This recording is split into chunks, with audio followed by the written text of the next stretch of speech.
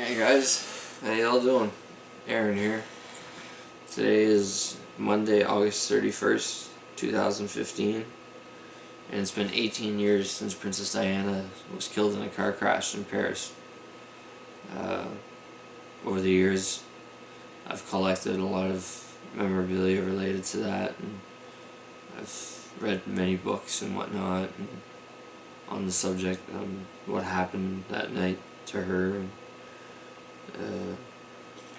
So yeah, today it's been 18 years since her and her boyfriend Dodi Al Fayed and the driver Henry Paul passed away in a Paris tunnel car crash.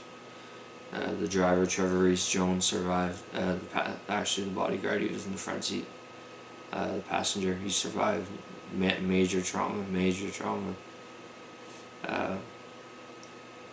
To go back to that night, I suppose, from what I know, they say that Henry Paul was drunk. His blood samples and showed that he was intoxicated. He was taking medication for alcoholism, and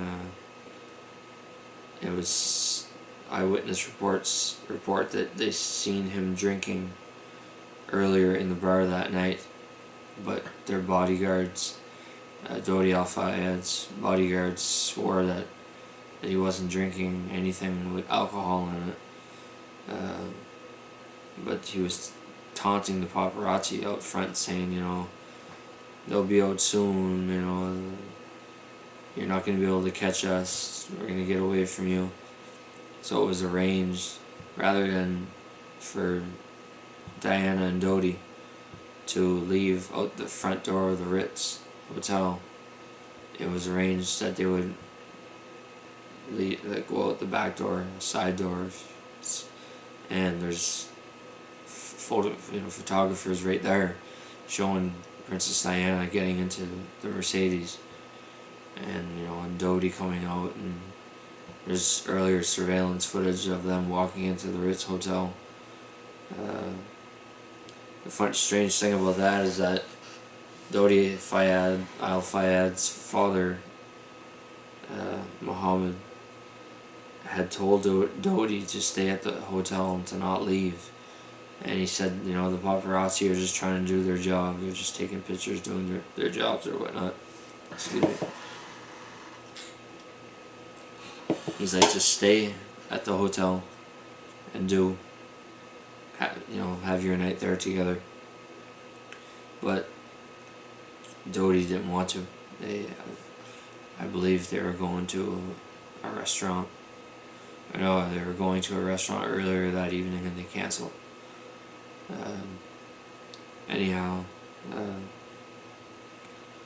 So it was decided that Henry Paul, who was the chief security guard, was going to be the driver.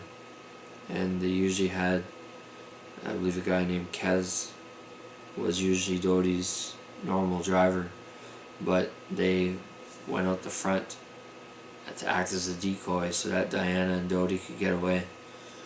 And when they stepped into that car with an intoxicated driver, and I don't care what everybody says they switched his blood samples, and he was, they were murdered and whatnot. The fact is, the most famous woman in the world at that point died from a drunk driver. The most famous woman in the world died as a result of a drunk driver. Nobody switched his blood samples. I don't believe that for a fucking second. He was intoxicated. It was in his blood. The autopsy stated that he had several times the legal limit or whatever in his bloodstream, and he was flooring it. He entered the Alma Tunnel going at about 100 and, let me see here, I'm used to kilometers an hour, miles per hour. He was probably going about 100 miles per hour or more when he entered that tunnel and lost control of the vehicle and smashed into the 13th pillar. 13, lucky 13. He hit it so hard that it smashed and flipped the car around and reversed it. and the impact was devastating. It killed him instantly, and it killed Dodie instantly.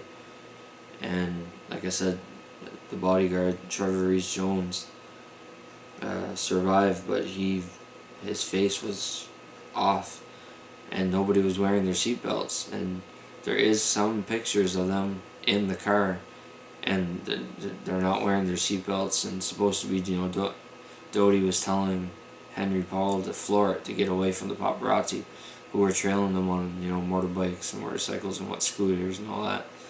And initially they blamed the paparazzi for being the instigators in the crash that caused the crash, because they were trying to get away from the paparazzi.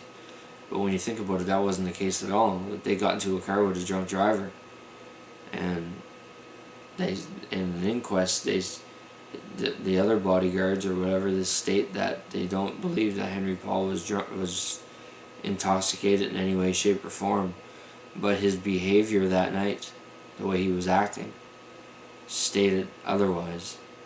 Stated that he was intoxicated. He was taunting the paparazzi. He was acting strange. So the decision to go with him as the driver, I don't know who made that decision or why that was decided that he was going to be the driver. When he was the head of security. He wasn't a chauffeur. He wasn't. I'm not sure why they made that choice to go with him.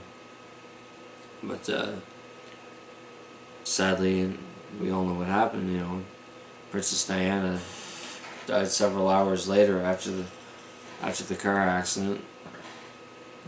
It took them forever to get her to the hospital in an ambulance, because she kept going into cardiac arrest, and they kept losing her, and they're bringing her back and losing her and bringing her back. So everybody says don't drink and drive, and I'm really fucking against that. Don't drink and drive, people. It's not worth it. You can kill someone, you can kill somebody else. You can kill yourself. It's not worth it. Somebody around here, where I live recently, killed somebody. They were drinking and driving, their buddies, they rolled their car, the passenger got killed. Driver's still in the hospital in critical condition. They were young, 27 years old. Drinking and driving it's wrong. So when you think about it, the most famous woman in the world died as a result of drinking and driving. She was a victim of alcohol. And alcohol is a killer in so many ways. It's the devil. It really is the devil. It's not. So to talk about Princess Diana and how leading up to those days, she was with Dodi Al-Fayed, and everybody says they were going to get married and whatnot, and he had a ring picked out for her, and it was going to be an engagement ring for them, and that's what Dodi's father states, that they were going to be engaged, married, and he never got to give her the ring. But I believe that Mr. Al-Fayed has it on display at Harrods, I guess. He has a shrine to Dodi and Diana because he believed they were going to get married, and they also said that Princess Diana was pregnant with Dodi Al-Fayed's kid. It's not possible. Her best friend stated that it wasn't possible for her to be pregnant with Dodi. She was only with Dodi a short amount of time. There wasn't enough time to get pregnant. So that's a myth, and the autopsy states that she was never pregnant. But rumors, of course, conspiracy theories to this day still circulate that she was pregnant with Dodi Al-Fayed's child, which is a complete lie. Yes, they had a relationship, but he also had a relationship with a woman that he was engaged to. So he was kind of like cheating on his girlfriend with Princess Diana, and he was engaged to somebody else. I can't remember her name offhand, but I think she sued him, or she went on the news and she was going to sue him for breach of contract or something like that, because he was going to marry her or something, and turns out that he didn't he decided to go to, he was with Diana and whatnot on vacation, St. Tropez, all these places. And, Diana even took her boys to vacation with, on the yacht that Mr. Al Fayed had, Jonico, I believe was the name of it. So today it's been 18 years since she died, and I remember where I was whenever that happened. I was at my friend's house, and I remember being in the kitchen, and I remember hearing on the news that Princess Diana was in a car accident in Paris, but at that point they didn't know if she was dead, and only I believe the next day did I find out that she died. So that was 1997. I was 14 that August. I would be 15 that December, so I was 14 when she died. Now I'm 32. So yeah, it was a complete waste. So sad, it's just like Marilyn Monroe died. It's their same age, 36. Senseless. Why the plans unfolded the way they unfolded that last night of her life, which really was August 30th, because she died in the early morning hours of August 31st. So her last day alive really was August 30th, because August 31st, she was seen in the hotel, and then getting into the Mercedes that ultimately would end her life. So I'm sure a lot of people are thinking about her today, and how her life was cut so short at 36, and such a humanitarian that she was. She was such a very, very good person, and it's sad because she was only divorced from Charles for a year, so she never got really a chance to get out there and live her life as a free woman. Yes, she was in love with a heart surgeon, Hasnat Khan, I believe was his name, but I believe he couldn't deal with all the media surrounding being with her. So, and Dodi was a billionaire, his father was a billionaire or whatever. They didn't really keep their relationship on their wraps too much, because there's so much pictures and photographs and whatnot of them, the kiss and all this stuff. Diana was really good at playing the paparazzi. She would let them know where she would be, so they would kind of tag along and catch her kind of in the act. So, I believe it's one of the titles was The Kiss Seen Around the World, her and Dodi kissing, which was taken from probably a really long angled camera or whatever. Back then there was no digital cameras or whatever, so you had to get your shots developed and see what you got. But anyhow, so I'd like to say rest in peace, Princess Diana. 18 years ago already, holy jeez. Rest in peace, Dodi Al Fayed and Henry Paul. Well, I guess I'll say rest in peace to you too, although you're fucking drunk. That's what you were. You were intoxicated, and you took two other people's lives and almost a third. And I don't have sympathy for anybody who drinks and drives and kills somebody. I don't care what the circumstances are. You drink and drive and kill somebody, you deserve to go to jail the rest of your life. But he died, so he got his punishment. Killed the most famous woman in the world. Why they went with Henry Paul to drive that Mercedes is a mystery. To this day, really, I believe it's a mystery. It's, and there's conspiracy theories. Fuck the conspiracy theories.